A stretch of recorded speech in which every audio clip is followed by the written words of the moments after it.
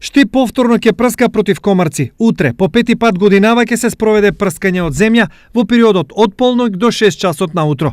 Со дезинфекцијата ќе бидат опфатени зелените површини во општина Штип, подрачјата по течењето на реките Брегалница и Отиња, застојни води и подрачје околу каналниот систем на територијата на општината, урбаните населби и локалитети. Третирањето ќе се врши со препаратот Аквакао Трин 2 ЕВ, со активна супстанца Делтаметрин и со препарат активна материја течен ларвицид. Предходно Штип изврши 4 прскања од земја и тоа во април, мај, јуни и јули. Исто така се спроведува и 5 адултицидни дезинсекции. Според планот за заштита на населението од заразни болести, планирани се и 2 дератизации, од кои едната беше во мај, а другата ќе се спроведе наредниот месец.